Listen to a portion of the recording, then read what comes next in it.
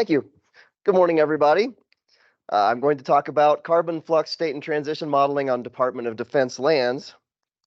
This is a new start project, so I won't have a lot of data. This is a 5-year effort that we're just getting underway. Our objective is to create landscape level, high resolution biologic carbon assessment, forecast, and decision models for all CONUS DoD installations with an annual time step that incorporate land use and land cover changes. So, really starting small. So this is a really big challenge, something that I'm looking forward to. Brought in a lot of experts. There are a lot of people in the room that have been helping out and have been wonderful. So I'm standing on the shoulder of giants as I talk about this because they did all the work. So you're probably wondering, since when does the DoD care about carbon? The answer is recently. This shows the DoD. Is there a point? Oh, okay. This is the DoD's net greenhouse gas emissions. They're trending in the right direction.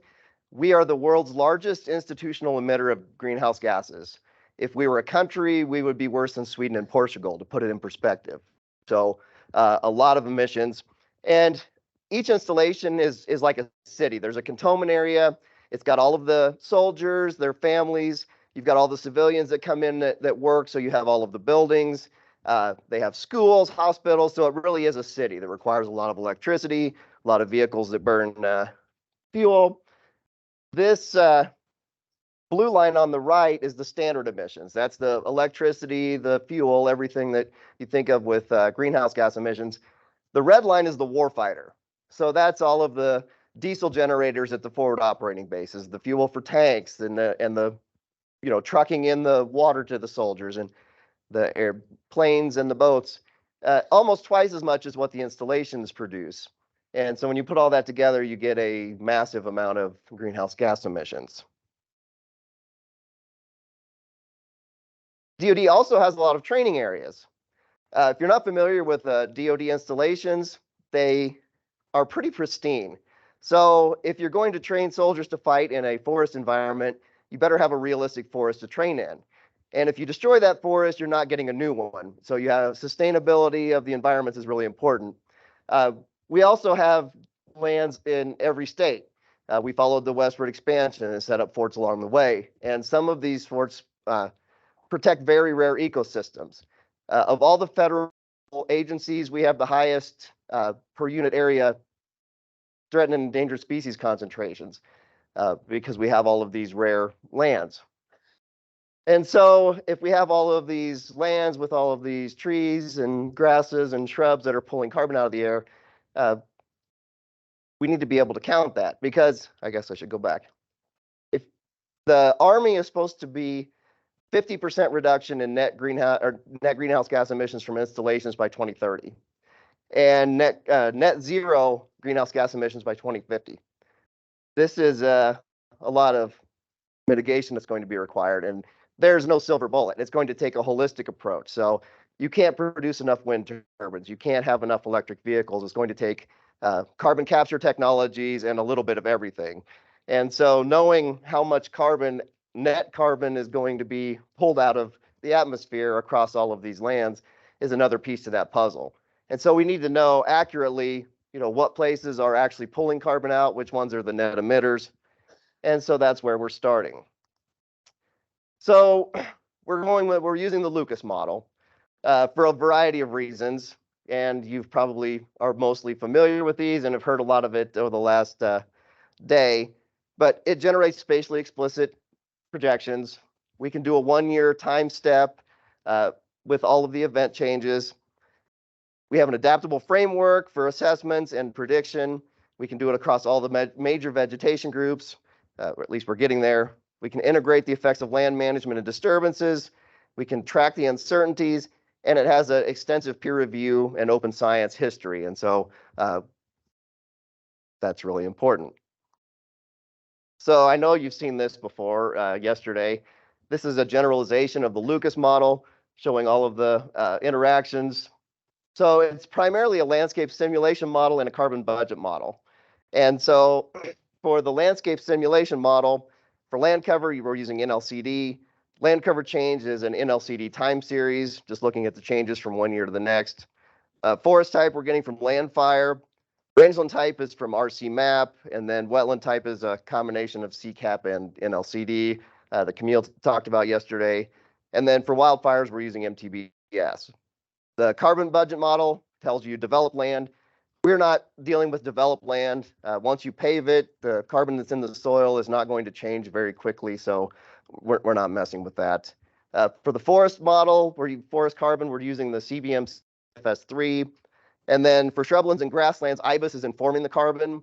And then eventually, hopefully, DayCent will inform the grasslands. And then for wetlands, the Lucas Blue model is going to provide that. So you have to be able to line up the carbon model with what's growing where. And so NLCD is good, but for vegetation, it's pretty generic. So you have 3 different forest types, 2 wetlands. So for us, the CBM CFS3, we need 28 forest type groups. The big map, land fire is great. As long as you have carbon flux estimates for each of those vegetation types, you're in good shape. Unfortunately, we're not quite there yet. And so we're basically pooling the land fire vegetation types to get to the categories that we need for our carbon models. So NLCD on the left shows the different vegetation types, and on the right is currently where we're at with the expansion with the combination of CCAP, RC map, land fire. And so we're able to separate out at a landscape level all of these different categories, which is a really good start. So here's the CBM CFS3 carbon flux model. You've got your above ground, you've got your below ground, you've got your decomposition, all of the flows in between them. For the input data, NLCD, I'm not going to go through that again. Lucas is based on this, and so you have to get the wetlands, shrublands, and grasslands to kind of follow suit. Camille touched on that a little bit yesterday.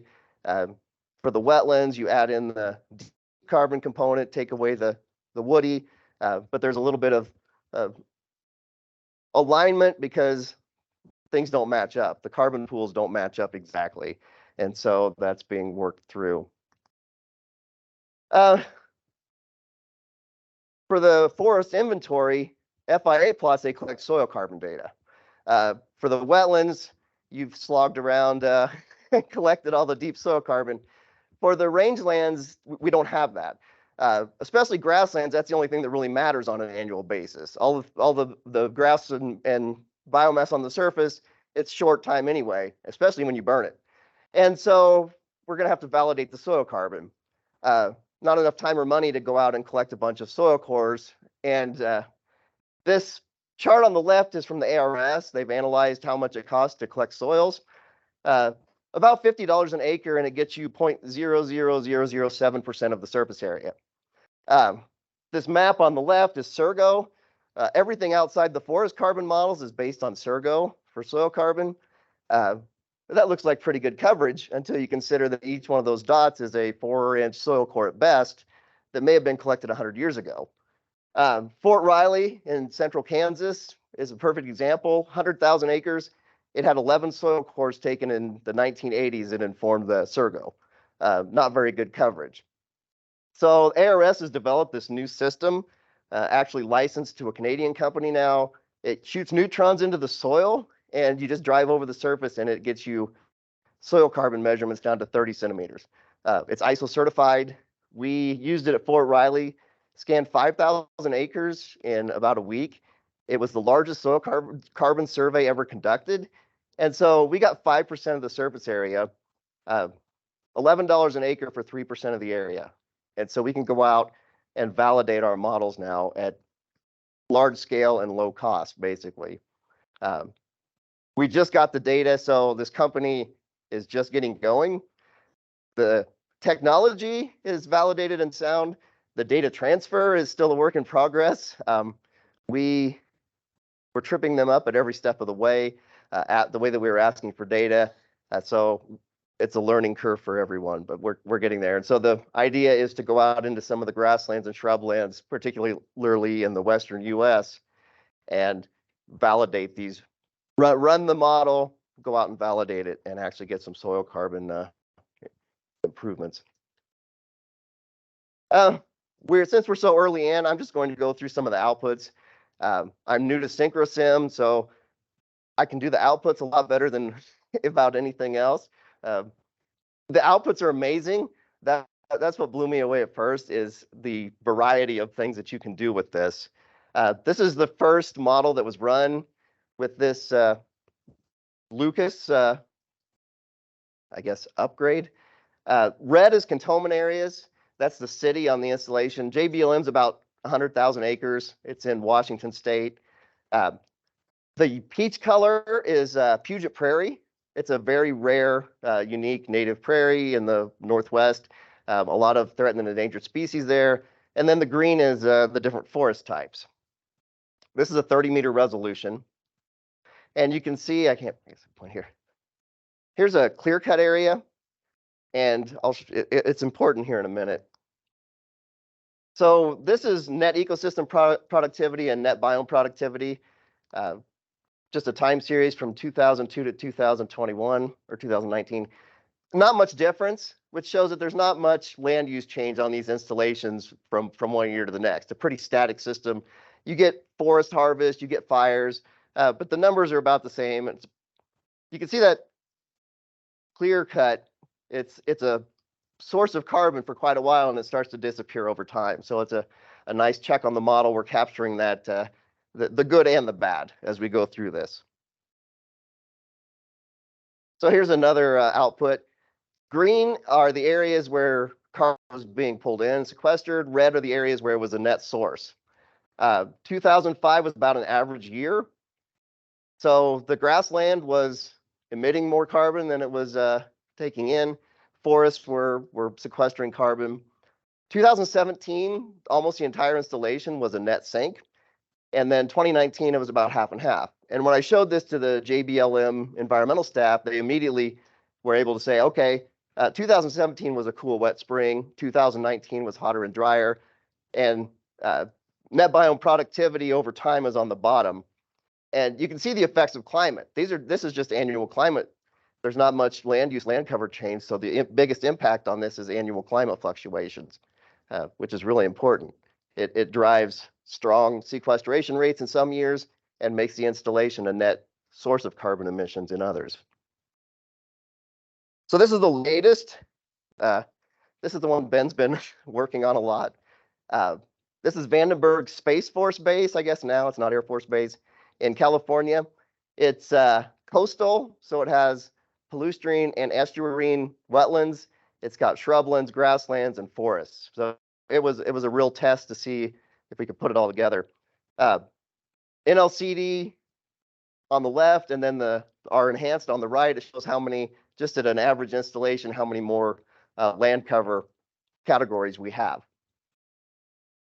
So Vandenberg suffered from a very large fire in 2016, shown on the right, and this data was from MTBS, so we can get the high, low, and severe fires. Intensity, high, low, medium, severity. So here's the net ecosystem productivity. All right. I think one of those is mislabeled. Oh no, it's 2001. So the 2001 is before the fire, 2021 is after.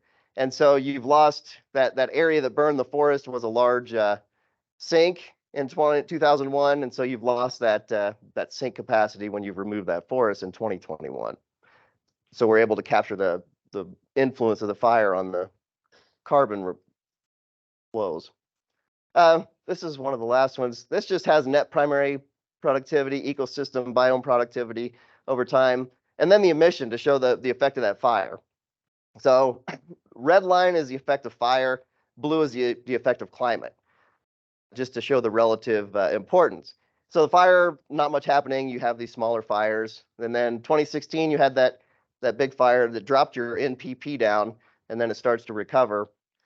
Net biome productivity, the fire didn't have much of an impact until you hit that 1 year, and then it had a huge drop.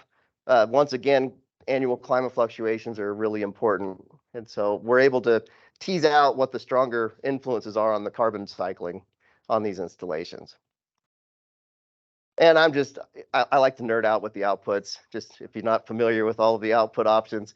If you want to know how many tons per acre of carbon is in the coarse roots across an installation at 30-meter resolution, you can do that, and you can start playing around and look at how some of these different pools change over time, which is really cool. I'm sure from a policy perspective, nobody cares, but I can't help it. So that's it.